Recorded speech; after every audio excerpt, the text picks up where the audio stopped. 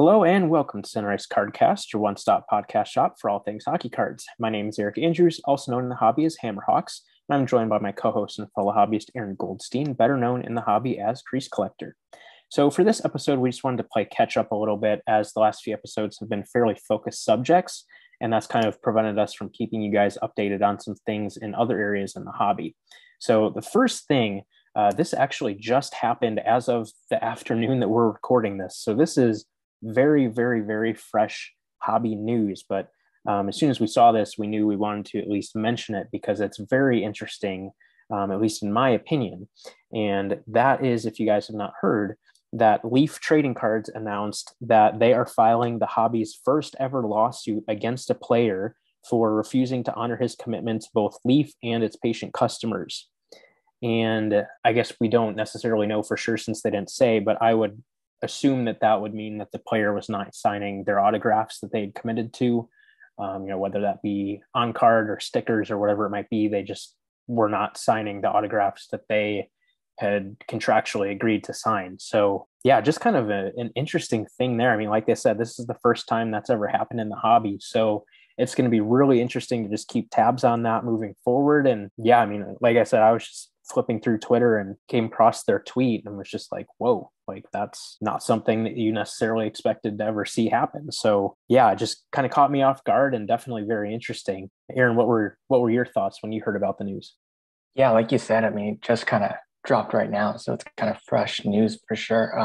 One of my first thought was, I hope that it doesn't kind of scare off like other players in the future, from signing autographs, whether it be with this company or another one. I mean, just having this legal precedent that we might see here if this goes forward. So yeah, like really, really interesting stuff. By the time this episode drops, who knows, we might have more details on like maybe the player involved or something like that.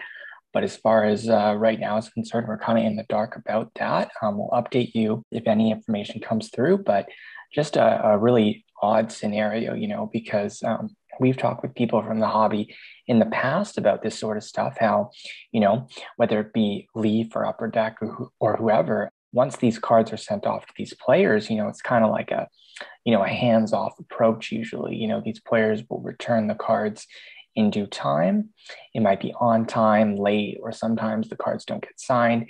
It was just sort of, to me, a way of, like this is sort of how this business works. I mean, yes, there is an agreement in place for sure, and there's dollars involved, definitely. But to me, again, it just seemed like, it's just how the business works if a player doesn't return their cards. So to see this sort of pushback where usually it's sort of left alone because they don't want to, anger the player or the agent involved for any future deals, seeing this strong of, potentially, a legal case here, which is very strong as well. And it's just, like you said as well, the hobby's first ever lawsuit, in regards to this sort of stuff. That is very powerful. And we'll see what happens here. I mean, maybe it's a quick little thing and it's resolved the next day and the cards are signed, or maybe it kind of drags out. We'll see what happens. Yeah, we'll definitely keep you guys updated if we know more. Yeah, definitely interesting. I like your point about, how it could impact, other players, whether that be with Leaf or just with cards in general. You looked at it kind of in like the negative side of it, potentially affecting guys not wanting to sign, for Leaf or for somebody else. For me, it's kind of interesting because if they are pursuing this, to me, that would probably indicate it's a player that they're not like glued to having in their lineup, if that makes sense. Because like you said, typically companies, are very hands off with this stuff because they really value those relationships and don't want to, upset or annoy the player because they, rely on having that autograph content. So, to me, maybe it's someone that they're like, like it's not a big deal if we lose them. So because this is just like dragging on and on and on, let's, move forward with this and try to make an example out of it, almost to say, hey, like this is not acceptable. You can't do this, and kind of send the message to other players saying, just say, hey, like you still got to sign your autographs, and if you don't, we can certainly, press the issue. So yeah, it's interesting. I mean, like we said, the tweet was very kind of bare bone, just saying that they're pursuing the lawsuit. It didn't list a player. It didn't even say that it's for autographs, but presumably that's probably what it's for. I don't know why there'd be much of a reason otherwise. Also, don't even know if it's hockey or not. It could be from a different sport. It could be, an entertainment type of thing. We don't know. They didn't really say anything in That's that true. regard. So, but yeah, just the fact that, a subject of a card they're pursuing a lawsuit with for not honoring their commitment, pretty interesting. So, definitely something to keep tabs on moving forward. Leaf in their tweet actually also gave a shout out to Paul Lesko, who is a fairly well-known hobbyist who has a legal background, and he's kind of done some, like research and reporting on other hobby-related lawsuits over the years, and he'll post about those on online forums and stuff. So they said that they were, I forget exactly what they said, but something to the effect of like excited to see his reporting about it, or that he would be giving updates about it down the road. They're sure, or something like that. This is just the beginning, probably, and I'm sure that as time moves on, we'll end up finding out more, one way or another. But yeah, just thought that that was kind of, some notable news that came up, and just wanted to touch on that. The next thing we wanted to briefly touch on a couple of products that have released over the last couple of months. Again, since we've had pretty focused subjects over the last couple of months, I've kind of not been able to touch on some of these products. So the first one being 2021 Upper Deck Premier, that came out on March 30th.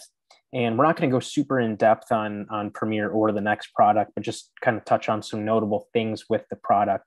So for Premiere, there's the addition of horizontal acetate RPAs. Obviously, everyone is familiar with the vertical ones, but Upper Deck added in horizontal ones this year as well. And those are more rare than the vertical ones. So kind of just a nice little additional chase card.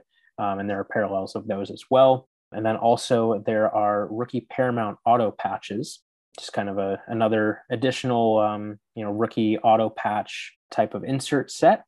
There are also a couple of new acetate autograph cards, the rookie expose and the signature pursuit autos. Those both look pretty cool. And, like I said, those are new. So just wanted to make note of those. Another new addition to the product is the 2020 Premier Rookie Autographs insert. And those feature die-cut memorabilia pieces that spell out 2020. And one thing that I've kind of noticed that I really enjoy is with just the basic jersey versions, it seems like Upper Deck really tried to have the jersey swatches represent the team's colors very well. So like I know, for example, with the San Jose Sharks, one number was teal, one was white, one was black, and one was orange. So it just gave like that full color spectrum of the team's colors, which again, it's just a nice little touch. I don't know if that was fully intentional or not. I'm sure for some teams that, isn't that way or isn't as easy to do or whatever it might be, but just something I've noticed seeing a few of them over the last couple months, and just thought that was a nice little touch. And then one change that I personally really enjoy was on the mega patches, which obviously have been around since Premiere came back in 14-15 and have kind of been like the staple cards of Premiere along with the acetate RPAs. This year, they actually switched the foil on the mega patches from just a standard quote unquote flat gold foil to a gold rainbow foil this year. And that just makes the cards pop so nicely. Not that there's anything wrong with just the normal gold foil, but having the gold rainbow foil on them just takes them to the next level, really gives them, that added eye appeal. And they just turned out really, really nicely this year because of that. And another new thing with those mega patches is they actually added a layer of clear coat over the card as well. So it's not just, the standard cardboard. They now have that. It's not really acetate, but it's just kind of like a clear coat, film layer almost. Obviously, it doesn't cover the patch itself, but just the cardboard. But again, just a little change that just kind of gives those cards a slightly higher end feel than they had been in the past. So both of those changes are changes that I really think were for the better for those cards. I'll get into this later, but I've seen a few of those cards in person and they just look phenomenal this year. So just wanted to give a quick shout out to those mega patches, even though they've been around for years. Just those couple of changes really stepped them up this year. So I think that's pretty much it for Premiere, unless there's anything you wanted to add, Aaron. And if not, then you can jump into 2020-21 Ultimate Collection. Yeah, I guess I'll just jump into the Ultimate there. I always loved Ultimate, just a classic set. The release date we have here was April 13th. Just some notable changes. We have the addition of the Jumbo Patch and Shield parallels of the base set. Obviously, very cool. I will never get tired of Shield cards. The addition of the NHL Legacy Auto Memorabilia cards. This checklist is just made of players who've had family members in the NHL, which is a really awesome idea. And then something else, which is a really awesome idea as well. We've seen this in the past, but the Alexis Lafreniere Ultimate Inscriptions redemption card is, I'm sure within reason, but it's when you, the collector who pulls it, gets to actually pick an inscription that Alexis will have to sign, which is really cool. I'm sure obviously they have rules on what he could sign and what he can't sign. I'm sure, they'll get a couple funny requests, but I'm sure within reason, he'll sign anything. And just a really, really cool idea. And it has been done in the past with Patrick Waugh. And a continuation of some living sets, the rookie accents autos, the monochromatic based on team color, a little bit what Eric alluded to with the foils. So any set based off a team color is really cool. It's almost like not a handmade card, but just a little bit of customization depending on the player you get, which obviously is just really cool. A little bit of attention to detail is always nice.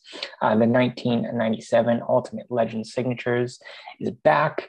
And of course, the signature masterpieces, which is the artistic renditions of these images that are signed by the players. Just always love that set. Just it really hits the point home that art and cards are amazing, and they are definitely here to stay. Just a really cool idea, and I'm glad they're back as well. And you have the Ultimate Access, which we're both big fans of. Has awesome photography, some great pieces for sure, and parallels. So just really, really cool to see these cards back. And Eric, I love how you slid this in here. The big fish in the product is none other than the All-Star Skills Tandem Shields 1 of 1 of Max Pacioretty and Jacob Slavin. So if anyone hits this card in your breaks or sees someone who has it, let Eric know. I'm sure he'd appreciate it very much. I'm not sure why I'm saying this part of the podcast, but I think this card was definitely made for his collection. I'm sure he'd be loved to have it. And if you see it, let him know because he's looking. I sure am. I think that's the second shield that Jacob has. He had one in the cup in his rookie year, obviously, that I've yet to see. But, it's kind of interesting because all of that, all-star skills memorabilia, kind of, you think of it more in SP game used, but over the last couple of years, they've been putting the shields in the Ultimate Collection. And some of the players just have an individual shield, and some of them have these dual tandem shield cards. And, this one in particular is kind of one where you're just like, how did they come up with that combo? Like Pacioretty and Slavin really don't have anything in common other than they're both like US born players. Maybe like they compiled their checklist and then they had kind of like leftover shields. And they Yeah. made random pairings between the random names they had left, maybe based off of, are these comparable type players in a sense? And then just kind of went from there. I'm not sure. But yeah, it's like definitely an interesting combo for sure, but a kind of a cool combo. I like it. Yeah, it's definitely, I feel like it is one of those where they're just like, oh, we kind of got to include these guys, but there's not really a natural fit, like they didn't have a teammate or, whatever it might be. So they just kind of stuck them together. So kind of interesting in that regard. But yeah, I have not seen the card yet. So if anyone does come across it, please let me know. And I would certainly love to add that to my collection if it pops up. So yeah, I mean, just a couple of things to touch on from what you said. The Lafreniere Ultimate Inscription Redemptions. That's just a cool idea. It's been done a few times before, but always cool to see it done again just because they are really unique ways, to just kind of change an autograph card. So often you'll just see autograph cards of players. I mean, even Lafreniere has tons of autograph cards during his rookie year, but this is a way to just kind of change that up a little bit, make it something that you're probably not going to see ever again from that player. I'm pretty sure that Upper Deck tries to have those inscriptions be unique. I don't think they let people repeat those custom inscriptions. So they're pretty much, a different card every single time. I don't know how many of the redemptions there are, but I would assume very few, like maybe like 5 or 10 at most, I would think. So yeah, just a cool little unique thing with the product there. And then the continuation of the living sets, like you talked about, I just like that idea. I know that there are people that go after those signature masterpieces cards every year, that go after those ultimate legend signatures every year. Like we said, I really like the ultimate access cards. I just think the design is very clean and really does accentuate those nice action photos really well. I guess they sometimes aren't action photos, just kind of more like canvas, Upper Deck canvas style photos. But the cards just always look phenomenal every single year that those have come out, and I really like that they are having that be a living set and just continuing it every single year. So definitely enjoy those sets with that product for sure.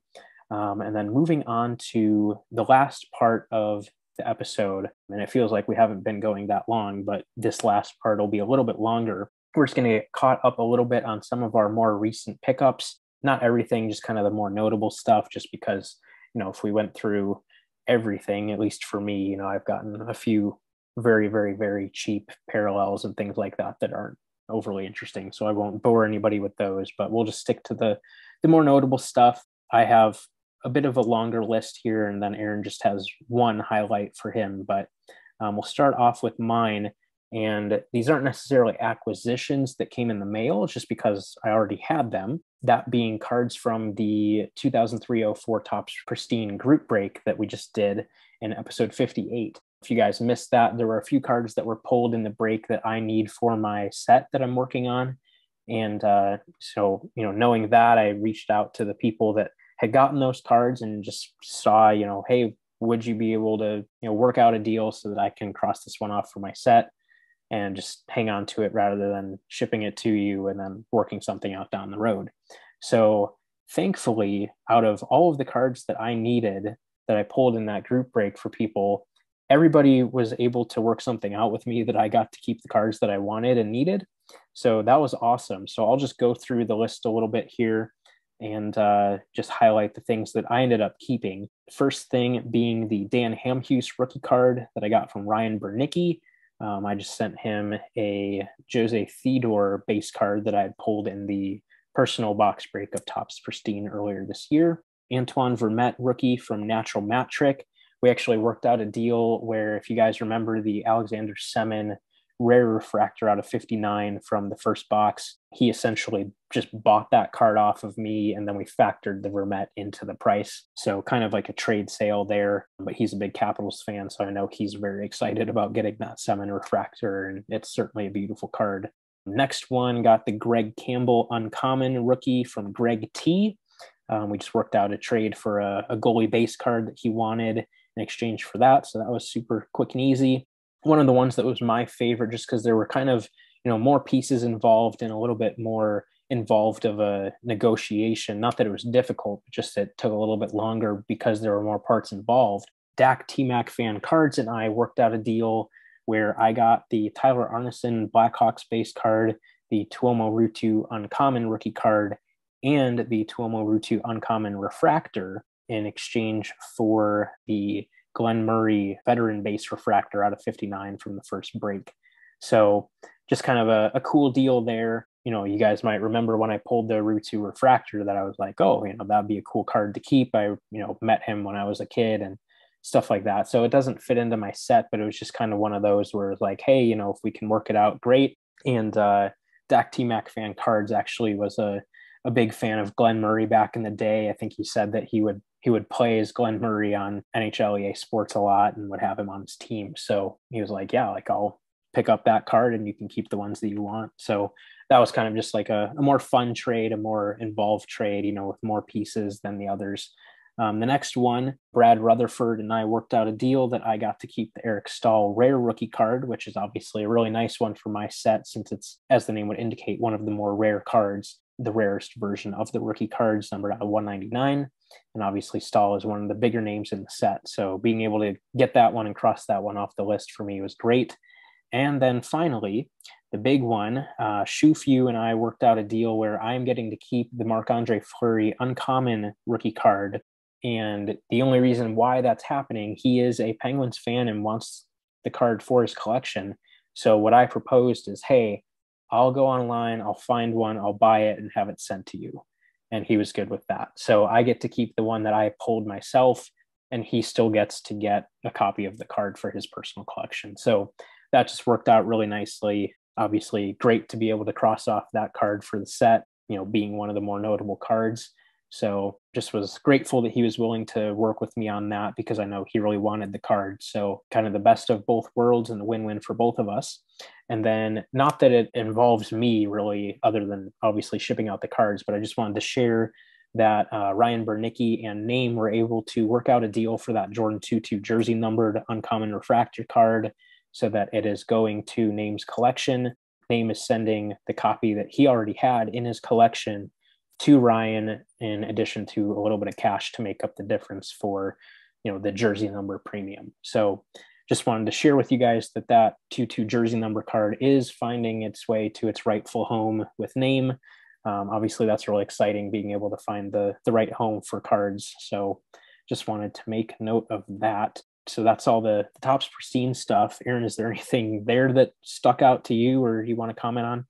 For me, the Flurry was the biggest thing there. I mean, I know I'm kind of like a homer when it comes to that, but seeing the Flurry pulled was awesome. Like, it was such a cool moment. It's one of the cards that you would want to hit. Maybe not the right parallel or anything, of course, but I mean, just in terms of the player and just that set in general, just being so rare, to have that set and pull that card years later is just a really cool thing.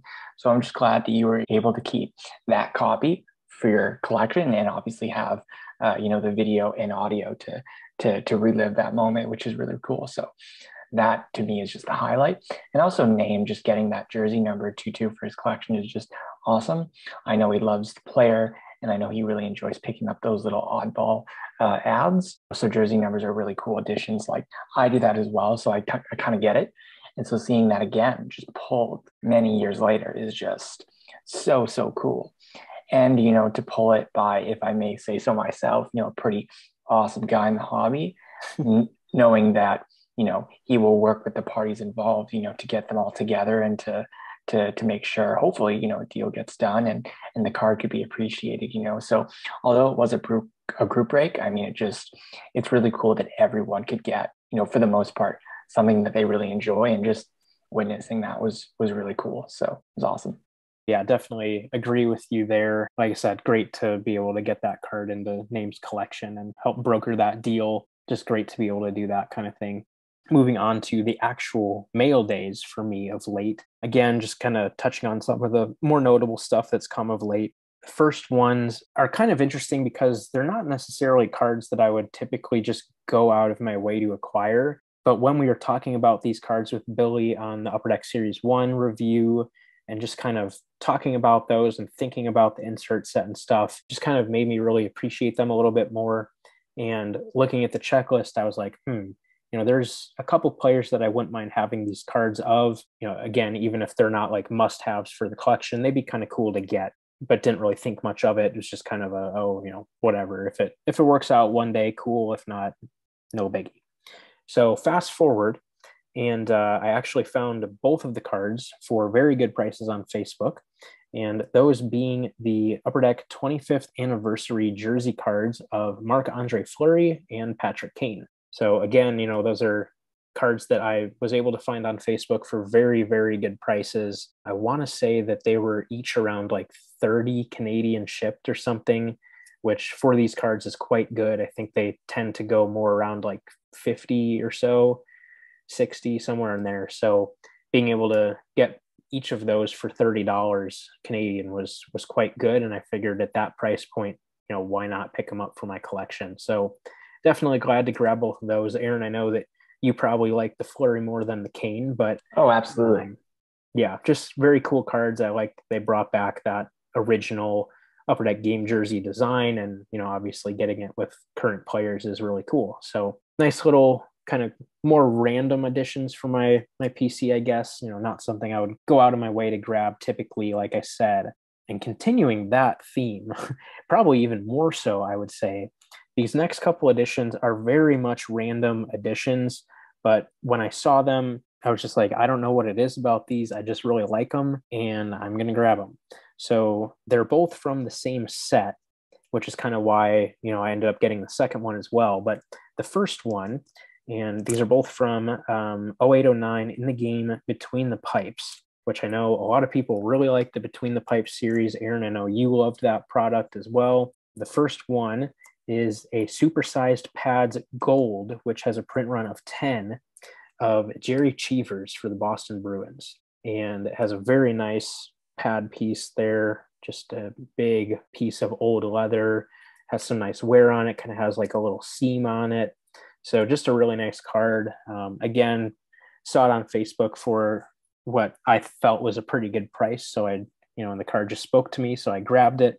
I love that it has that close-up image of him wearing his iconic mask. In my opinion, that's probably the best mask in NHL history. So, just kind of combining all those things, the nice design, the really nice, huge pad piece with the old school leather and that, photo with the iconic mask just made for a really nice card, especially at the price point. So then piggybacking off of that, I think probably like a couple weeks later, I had my eBay bucks period come up, and I had a pretty good amount of eBay bucks that had accumulated in large part thanks to that Jacob Slavin Golden Treasures that I had to royally overpay for to get. So because of that, I got a lot of eBay bucks from that. And I think it might have even been during an eBay bucks promotion too. So I got a lot of eBay bucks for that. So I was just kind of looking around and stumbled across this card, and thanks to those eBay bucks, was able to get this for a very, very reasonable price as far as the money spent out of pocket for it. Again, from 0809 Between the Pipes, from the supersized pads set. This is a silver one, numbered out of 30. But again, just a beautiful photo, the great design, a really nice piece of leather for the Montreal Canadiens, Patrick Waugh. So just a really cool card. Again, kind of a more random piece, but I mean, how can you go wrong with something like that? Just a massive pad piece of an all-time great like that for what ended up being an extremely, extremely reasonable price. So definitely more random pickups there, but hard to go wrong with cards like that. Like I would say, like although they're random, I mean they're just two awesome pieces. I mean, like I'm a big sucker for goalie cards, so I really enjoy those so much. And that set is always, just every time someone posts a card with from that set, it's always like, whoa, like which guy is it? How cool is the memorabilia piece? So like obviously to see those pickups and to see that set as soon as you showed them off to me, I was like, wow, like that is just awesome. So I think like as the years go by, you don't really see a set like that nowadays, so it's just really cool. Like just everything about the design is awesome. The unique memorabilia window combined with the photo, like almost like a balanced view of both on the card, if that makes sense. Just a really nice look at the memorabilia and just top-notch stuff from in the game. How we miss them. Yeah, absolutely. No doubt about that. And then the final part of my segment here, I referenced the Premier Mega Patch cards earlier. And in case you guys were not aware, Nicholas Hjalmarsson was in that set again this year. He was in it in 1819 with the chest logo pieces and the shoulder patch or the shoulder logo pieces as well. And this year for 2021, he was included in the chest logos, the shoulder logos, and the sleeve numbers this time as well. So that's kind of just an interesting addition there. But so, of course, I've been chipping away at those, grabbing those when I see them, when I can get a hold of them. And I will preface it by saying that I believe I have 2 more chest pieces up with Josh Packham, as well as a sleeve number piece. So I have more that will eventually be coming from Josh. But as far as the stuff that I have in hand so far, I have 2 chest logo pieces that are both pretty decent patches there. Nothing super crazy, but they're nice pieces nonetheless. So 2 of those. And then I have another of the sleeve number pieces. So once I have the one from Josh, with these being numbered out of 4, I will have half of the number. So that's pretty cool. It would obviously be awesome to complete the whole number, but those are the only 2 copies of the 4 that I've seen. So we'll see if the other 2 pop up or not. And then probably my favorite, both last time and this time, just as far as like the print run combined with the patch pieces, are the shoulder logo pieces. They're numbered out of 6 both times. And I actually have this identical piece from last time, but 3 out of 6 is the first one that I got in hand for this year. And that deal was super smooth. It was very nice to just have a very easy, hassle-free transaction. I believe the guy got it in a group break and someone told him about me, and we were just very easily able to work out a deal that we were both happy with. And as soon as he got it in the mail from the breaker, he sent it my way. So that just worked out really nicely. So that was the first one. And then, if you guys are watching on YouTube, you see that there are 3 pieces that I have so far. So kind of more interesting stories with those other 2 pieces. So the second one that I acquired is the one that is in the bottom left corner, number 4 out of 6. That one, I'm very grateful because I never would have seen that card if it were not for a good friend of mine, Pierre-Luc Julien. He sent me a message on Facebook just saying, hey, have you seen this? And it was posted on a group that I was not a part of, so I had not seen it. I was not aware of it. And interestingly enough, someone was just doing like a Facebook auction with it. So sometimes people will do Facebook auctions where they just post a card in a group and they put a starting bid and then they say, bid increments of $1 or whatever. And then you can bid whatever you want, and then say, this is the time that it ends. No bids after this, similar to eBay. The difference with that is that if a card, the current bid is at $10, for example, and you say 20, it goes all the way up to 20. It doesn't go up to just 11 or whatever the increment is. It goes all the way up to your max bid. So that's kind of just a unique factor with those Facebook auctions. That's just how it works, because there's not, a system set up where you can factor in a bid increment, in combination with your max bid, within the same post. It's just not, Facebook's not meant to do that. It's not an auction site. So I was able to sign up for the group and was able to get in on the auction. And it was pretty much between me and one other guy, and I'll kind of get to that later. But I ended up jumping on, in the last few minutes, put a bid on it, was the high bidder. And then this other guy outbid me again with like a minute left or something. And then I was like, okay, I'm going to try to bid at the very last possible second to, make sure that he doesn't have time to get it. So I ended up posting the winning bid. Literally, I think the cutoff time was 4 p.m. Eastern. And I posted my comment with the winning bid at like 3:59 and 59 seconds. Like it was like bang, bang, right at the last possible second. And we were kind of like, oh, like, I don't know if that actually posted on time or not. So then there was kind of, some drama around that, the other guy being like, oh, I don't believe that he posted on time. Like, I didn't see it, this, stuff like that. So we ended up having to get a timestamp for my post, and it was literally right before the deadline. So I ended up winning the card fair and square. So that was kind of fun. So that's how I got the 4 out of 6 copy that you see in the bottom left. But then, of course, you see the other one, which is number 2 out of 6. And you might say, well, there's got to be a good story for that one too, right? There sure is.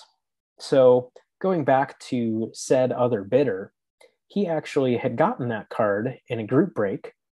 And probably like a few weeks before that, before we were bidding on the 4 out of 6, he had sent me a message saying, hey, I got this card in a group break. I heard that you're the guy for the card. It doesn't really fit my collection, so, let me know if you're interested. So I said, hey, yeah, absolutely. I collect him. I'm going for all of these cards. I would love to work something out with you. And he was like, okay, like I want to wait until I get it in hand just to make sure I get it. And then, we can kind of go from there. So like, okay, like that's perfectly fine. No problem. And then fast forward to the auction for the 4 out of 6. And I see that he's bidding on the card. So I'm like, what's that about? You literally said a couple weeks ago that you had no use for the one that you already had, that you had gotten in a group break. So now why are you bidding on this other one when you have no interest in them? So I message him and just say, hey, like I see you're bidding on that card. He's like, oh yeah, like I think I'm gonna try to do the logo. And I'm like, okay, like you just said a week ago you weren't interested in them. And you know that I already have the 3 out of 6 copy. So you know it's not possible to complete the logo. So why are you bothering to try? Like I don't understand. And he was just kind of, I don't want to be too harsh, but he was being a little difficult about it. And it was like, okay, whatever. So I was obviously very motivated to win the auction, but then after I won the auction, after we established that I won the auction fair and square, then I messaged him and just said, hey, if you're now willing to move that other copy, let me know, because now I have 2 of the 6. So let me know if you're interested in moving that card like you said you originally were. So we ended up kind of going back and forth, and we ended up working out a deal. I had to, in my opinion, grossly overpay to get the card, but it is what it is. Like I said, he was kind of being difficult about it. So it just, that's how it kind of had to be for me to get the card. So overpaid for it, but obviously, as you guys see, it is a beautiful copy. Being the top center of the shoulder piece, and it's just a beautiful card, and obviously one that I'm very glad to have, even if I did have to overpay for it to get it. Definitely really sweet. And already being at halfway on the shoulder logo is obviously really exciting. For 1819, I only have 2 of the 6. So obviously already having 3 of the 6 for this one is pretty awesome. I'm definitely excited about that. Obviously being able to get 6 is a big task, but we'll see. I've gotten each of the 3 that I've seen so far. So hopefully the other 3 will pop up and I can acquire them. But that's my progress so far on the Jalmerson Premier Mega Patches for this round of them. It's been a little slower going than I anticipated. I feel like they popped up a bit more frequently and more quickly for the 1819 cards than they are for this release for whatever reason, especially with the chest logo pieces. I feel like I've only seen 5 or 6 of those out of the 26, whereas around this same time in 1819, after the release, I think I had seen like double digits of them. So kind of just interesting there, but just kind of slowly chipping away at them as I can. And like I said, with the changes to the design this year, they're just spectacular cards. So being able to have already a nice little grouping of them in hand is obviously quite enjoyable, and just have enjoyed tracking those cards down. That's awesome. I think some of those cards that, not saying it's not a great card, like obviously it is, like any mega patch is just super super cool. But sometimes it is those cards that have that extra layer behind it. Maybe it's a card you haven't seen in a while, or in this case, it's part of a bigger project. To have that story to go along with it is just really really something. And yeah, it's just one of those things where I think you were lucky to get that second piece from that guy, because very easily, and I've seen it before, someone could like almost like keep the card out of spite. So I think, I mean, it could have been legitimate. They could have been a fan of the player, and just kept the card. That's totally okay. But you never know the way it's going to go. And so, to find out that he has it, and make a deal so quick after, was just a really really cool thing to come together. And yeah, I'm glad you got those new pieces, and hopefully, you're able to pick up the other half you need and complete that logo. I think it would be amazing. And as far as the main logo that you're chasing after, hopefully, it goes well and you're picking up some sweet pieces there. So definitely awesome pieces for sure that you've picked up in varying different parts of your collection for sure. For me, like I'll transition to my part here, but it definitely cannot hold a flame to your pickups. One, because it's only one piece, and two, it's a very flimsy piece, so definitely it would burn quite easy. So I picked up I'm gonna say game used in quotation marks, but I picked up a official NHL player roster sheet from a matchup between the Dallas Stars and the Anaheim Ducks in 2015. The significance of this is I've seen like a trend growing that each game used piece that I've acquired for my collection has been used in a shutout. And although this isn't quite the same, I decided to pick it up. What the heck, why not? It also comes with its twin, the Anaheim Ducks roster sheet as well from that very game. So I'm not as keen on that one. So if anyone needs it for their collections, let me know. I can get you a list of the names. And if anything matches, and if you want it for your collection, let me know. But the Dallas one will be staying with me, as it does, of course, highlight Enroth being in that game, of course, and being the starter. So definitely a very interesting piece for the collection, and one that I wasn't planning on picking up, but it's one of those things where, just kind of popped up and I figured, you know what, why not? So definitely not as much, pickups as Eric, but definitely something that just I thought was cool to highlight.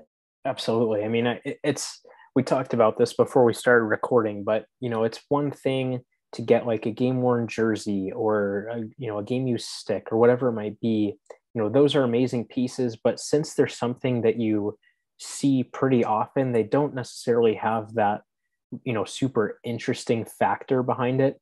Whereas something like this, a lineup card, yeah, you see them every now and again, but nowhere near as frequently as you do a jersey or a stick or whatever it might be. So even just something like that is a really unique addition for your collection. And like you said, it's tied to a very significant game in his career where he went on to get a shutout. And I know that you had mentioned that some of these pieces that you have are from other shutouts. So do you want to maybe just recap what those other pieces are and how they're tied into his various shutouts? Sure. Yeah, no problem. So I have a Sabres jersey from 2013, I want to say, and that was used in his third career shutout. I also have a jersey from the LA Kings that was part of the best mail day ever. You guys can rewatch that podcast way back, and that was used in his sixth career shutout. And I also have a game used stick that was, I think it was my first ever game used piece in the Enroth collection, but that was used in his seventh and final NHL shutout. So, you can see a trend going as well. I also have a game used blocker that was used in that very same third shutout, and some international shutouts as well. So a bunch of shutouts, I guess. So I made it kind of like a lofty goal, if I could get a game use piece from every one of Enroth's 7 shutout games, I think that'd be really cool. So I don't think it's going to happen. It's quite difficult to do, but it's something where, it's definitely something to look out for sure. So yeah, this game sheet is, or this game roster sheet, I should say, was really cool. I guess the next thing I'd look out for is maybe a full game sheet, but those as well don't come up too often, but we'll see what happens.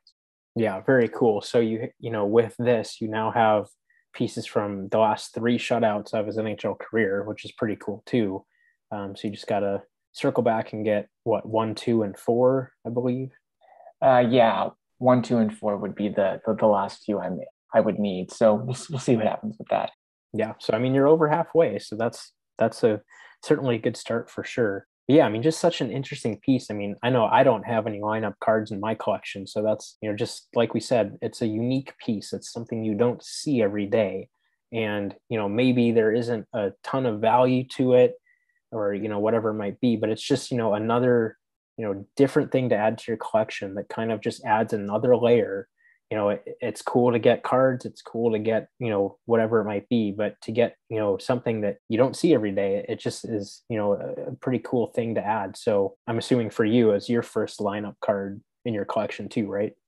Oh yeah, I have a little lineup card from the KHL, but it wasn't like an official one that the teams used. It was just sort of a pre-game loaded with sponsorships on the back thing from a Dynamo Minsk game. So not quite the same. It wasn't like a team official thing where they sign off on it or anything. So this was like an actual official NHL thing, and it was signed by Lindy Ruff from the Dallas Stars, and the Ducks one is signed by Bruce Boudreau. So definitely official, real deal stuff here. So really cool things. Yeah, actual NHL documents compared to just Yep. a lineup card that they would hand out at the gate. Right. And it comes with the NHL certificate from the league and all that stuff. So pretty cool stuff. Very cool. Very cool for sure. Yeah, that definitely an exciting addition for sure. And then we'll flip back to me for one final show and tell here. We started with the cards and then we shifted to Aaron's lineup card. and we're continuing the trend here with non-card related pickups. So this one is something I didn't know if it would ever happen. Just logistically, I didn't know if it was going to be possible or not. You'll see what I mean in a minute, but didn't know if this would even be possible. So the fact that it was and that I was able to pull it off, I'm very excited about. Aaron doesn't know what this is, so I'm going to share my screen with him and show him a picture of the mail day, and then we can unpack it a little bit. So I'm going to go ahead and share my screen with Aaron so that he can see what my big mail day was from this past week. So I'll share my screen, and then Aaron, you can unpack what this is to the best of your ability. We'll see if you know the team or not, but it's exciting. Definitely cool. So 3, 2, 1, here you go.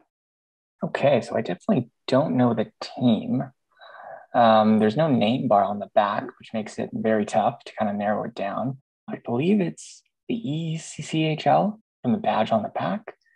Oh man, I'm gonna hear of what this was. I have a feeling I've heard about you talk about this before because I know you're a big game use guy as well. So yeah, I don't know the player, but I have a feeling I do, but I don't. So I'm gonna let you do the official unveiling of what I'm looking at. It is 2 jerseys, both a home and away, I believe, unless one's an alternate. But yeah, I'll let you take it away officially. But it looks really cool. Great jerseys, great color, super unique. Yeah. So for those listening that aren't watching on YouTube, what's on the screen right now are white and black game-worn jerseys from the Iowa Heartlanders, who this is their first season in the ECHL. They're the ECHL affiliate for the Minnesota Wild. And these 2 jerseys were both worn by my friend Derek Whitmore. And, you guys have heard me talk about him in the past.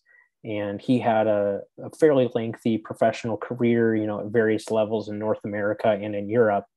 And he retired 4 years ago after a season with the Reading Royals in the ECHL. And then fast forward to this season, and he actually signed with the Iowa Heartlanders kind of just as almost like a professional tryout contract because they needed a player to play for them. They had some injuries and call-ups to the AHL and needed somebody to fill in. And he was good friends with one of their coaches, I believe. So they ended up having him drive out to just suit up for them for one game. And I believe that was actually on New Year's Eve. He was fittingly playing against the Fort Wayne Comets. I did not know about this until the game was already happening or had already finished. And, I think we've said it before, but Fort Wayne is a half an hour down the road from me. So had I known in time, I definitely would have gone to the game, but unfortunately didn't know ahead of time. So that's the white jersey. They wore the white jerseys, I believe, until that actually might have been the last time that they wore the white jerseys on the road. And then midway through the season, the ECHL switches jerseys. So they go from wearing white on the road to wearing dark on the road halfway through the season. So then a few weeks later, I believe it was January 16th, they again called him up to play for them. Again, kind of ironically, he played on the road with them against the Indy Fuel. So a couple hours down the road for me. Again, I didn't know about it in time to be able to go to the game, unfortunately. But so by then they had switched to wearing the black jerseys on the road. So these are both jerseys that he wore in one game. And those are the only 2 games that he played with them this season. And, unless he ends up playing for them at some point next season, I don't know how likely that may or may not be. I would venture to say probably not very likely. So my thought is that these are probably the last 2 jerseys that he will have ever worn in his playing career. So what's interesting about them, like Aaron noted, the nameplates on the back are gone. And that is because there was actually a player that signed out of college at the end of the season that also ended up wearing number 7. So that player, I believe, wore the white jersey, I think twice at the end of the season, never wore the black one. So the black one is just a 1-game jersey that only Derek ever wore. The white one he wore once, and then this other guy, I believe, wore twice. And his nameplates were stripped off as well. So they're just, no name blank jerseys, but they are the real deal. I worked directly with the Iowa Heartlanders front office to get them. They assured me these were the only number 7 jerseys we had. So they're 110% the jerseys that he wore. We don't have the nameplates anymore. We don't know what happened to them, but these are 110% the jerseys that he wore. So yeah, I mean, just really cool for me to be able to add both of those pieces. Like I said, I didn't know, what they would do with the jerseys, if they even sold their jerseys, if they, just recycled them for the following year, if Derek had that, I had no idea what may or may not have become of them. And I was able to get in touch with a Heartlanders fan on Facebook that had shown off in a jersey group that he had bought a couple of jerseys from the team. So I just contacted him and said, hey, how did you get these? Do you know of anyone I can talk to, to see if they still have Derek's jerseys, whatever it might be. So he was able to hook me up with a person in the front office that handles their jerseys and selling them. So, that was great. That was the exact person I needed to get in touch with. So I sent them an email and just said, hey, I heard you're the person to talk to. Do you happen to have his jersey? And they said, respond back, yep, we have the white one that he wore against Fort Wayne. Here's kind of what we're thinking for it. Let us know if you're interested. And then I was like, yeah, like absolutely glad you have it. And then we kept going back and forth a little bit. And then they also said, yeah, we also have the black one that he wore against Indy as well, in case you're interested in that. And, I was like, yeah, absolutely. Of course I am, because that was his second game of the season, his last game of the season. And interestingly enough, I'm sure you haven't seen it, Aaron, and I'm sure none of the listeners have seen it, but Derek actually scored an incredibly nice goal in that second game against Indy wearing the black jersey. So I think if you just Google like Derek Whitmore, Iowa Heartlanders, Indy Fuel goal, you'll probably be able to find it. It was a very, very nice goal, and, presumably will probably be the final goal of his career. So, just being able to have a piece of that, a really cool moment, really nice goal, the last two games of his career, and just being able to work directly with the team, get them straight from the team, know that they're the real deal, even though they don't have a COA or, don't have his name on the back or whatever it might be. Just very, very meaningful to get those jerseys. Obviously, the price was right to get both of them, having only worn them one time. They were, pretty understanding, that, hey, we can't really ask a whole lot for these. It's not like, he was a regular on the team. He wasn't a captain. He wasn't a big scorer, whatever it might be. So they were willing to work with me on that, and pretty much just sold them to me for slightly over like what the jerseys cost them originally, which was great. They pretty much said like, this is our bottom dollar. Otherwise, we're just going to keep them and use them again next season. So obviously I didn't want to do that. So I ended up scooping them up, but they were, very, very easy to work with, and, it just worked out really nicely, and got those last week. So yeah, obviously two huge pieces for my collection, very meaningful pieces for sure. And they're beautiful jerseys. I really like the colors. The design is really nice. Kind of that black and gray on the dark jersey is really sharp. And the yellow, especially on the white jersey, really pops, especially on the numbers. So yeah, just really, really cool jerseys. Really glad that I was able to get them. And yeah, that's one of the bigger mail days I've had of late for sure, especially in terms of the significance. So very, very excited about those. Yeah, I just took a look at the goal while you were discussing this piece, and it was really cool. Like a nice little between the legs goal there was just super cool. So to get a piece like that, last professional game or not, I mean, regardless, like it's just a really cool story. You don't see like random call-ups like that all the time. So for him to come out of retirement like that and play, two games with them during the season is just really nice. And then to get those jerseys as well is just amazing. So just super awesome pieces with, again, a great story behind them. It makes it that much cooler. So huge congrats to those pieces, and amazing. I mean, I know you're a big fan of his, and a big gamer collector when it comes to your players. And so you have a lot of different types, like ranging from a lot of different teams at different time periods. And so this one just adds, again, another layer to the jersey ice cream sundae that hangs on your walls. I'm not sure if you have your jerseys set up like you did before, but either way, I mean, once you get those set up, it's gonna look awesome, and just show off those layers. It's gonna be amazing. So huge congrats to you on that, on those two amazing pickups. Definitely a big one for sure in many different ways. Yeah, absolutely. I don't have the jerseys hanging up I still have to do some repair work in my office here before I can do that. But it might be a little challenging to get them all hung up. I believe these two bring my Whitmore jersey count to, I think, 18, if I remember That's correctly. ridiculous for one player. That is awesome. So maybe one day you'll hit 20. We'll see. I mean, I know there have been two sitting on eBay for years. They're reasonably priced. I just have never gone back and picked them up because I know that he did not really enjoy playing for that team. And I already have two jerseys from that team. So it's kind of just like I don't know if I necessarily want to grab those just for the sake of grabbing them. Maybe one day if, I get really bored with my collection, I might circle back on them. But yeah, I'm pretty sure I'm at 18 and there's not too many. I think the Rochester Americans I have home and away for, so white and blue. The Iserlohn Roosters from Germany, I have the home and away from that team. And I believe those are the only two teams that I have both home and away jerseys for. So now this is essentially the third, even though they were both used on the road. It's, the two different colors of jerseys. So yeah, definitely cool in that regard. I guess it's also possible that maybe Derek might end up wanting one of them.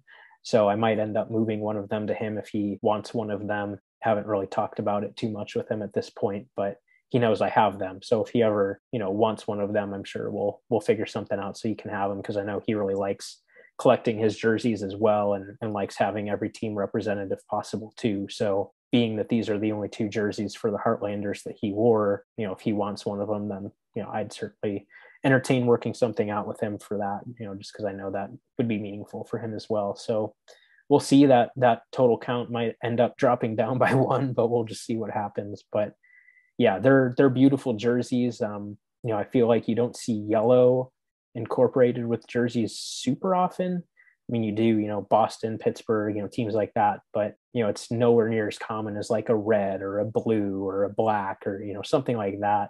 The yellow is just a little bit more unique and really pops off the jerseys nicely. So definitely cool pieces for sure. And, especially like ECHL stuff, you just don't see that stuff as often. I feel like, like I said, this was the Heartlanders' first year in the ECHL. So kind of a historic piece in that sense too, from their first ever season. Their shoulder patch with the Iowa wildflower is kind of interesting too. Having pink on normal game jerseys, again, not something that you see super often. You don't typically see pink. So you'll see them in the minor leagues for like specialty cancer jerseys and stuff like that. But just on a normal home or away jersey, you don't see pink super often. So that's kind of a nice little added touch there too. And obviously pops off the jerseys really nicely as well. So yeah, just two really cool pieces for the collection that I was very, very happy to be able to get, especially not knowing if it would even be a possibility or not. So definitely glad that worked out and happy to show those off and add those to the collection. So I think that's all that I have for the jerseys and for the episode. Is there anything else that you'd want to add, Aaron? Nope, I'm good. Like, this has been a really, really cool episode in a few different ways.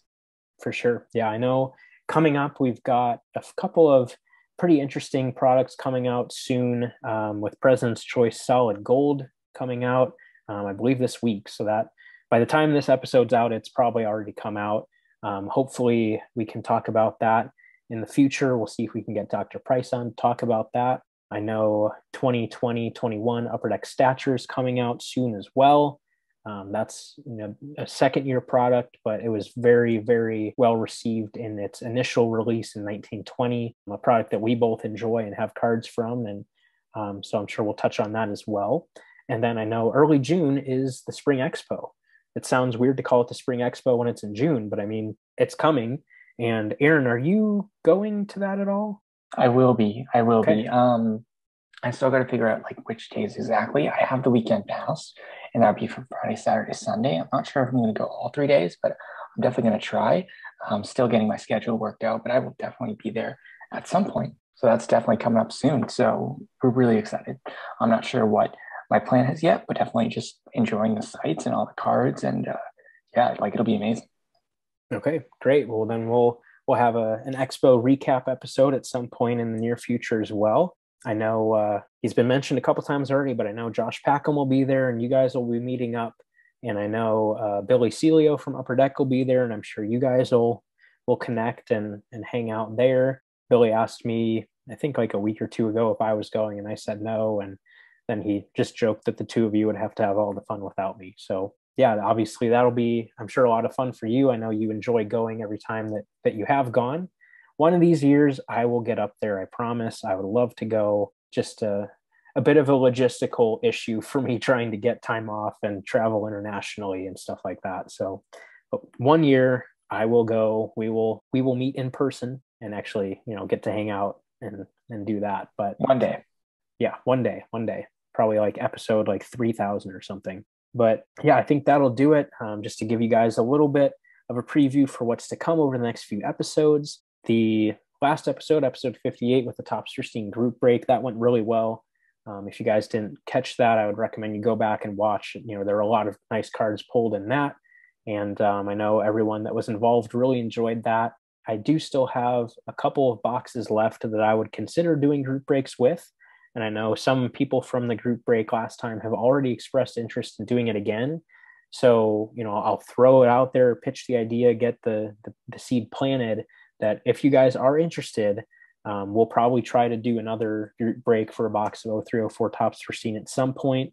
It won't be super soon just because I don't want, seemingly every other episode to be about Topps Pristine. I want to space it out a little bit, but just to plant that seed. And if you guys would be interested, again, it would be very similar to last time, pretty much identical to last time, 25 US shipped for a spot. And if you're interested, just let us know and we'll put your name down for whenever we end up doing another box of it down the road. So I think that will wrap it up for episode 59. Hopefully you guys enjoyed it. A little bit lower key of an episode, just kind of getting caught up on some things. And like I said, we've had, some heavier, more focused subjects and topics over the last few months. So just kind of having a little bit of a lighter episode, figured that would be a nice little change of pace. And hopefully you guys enjoyed it. Hopefully you guys enjoyed hearing some of the stories with the pickups. We certainly did, especially with the lineup card and the jerseys. Both, really cool additions for us. So hopefully you guys enjoy hearing those stories as well.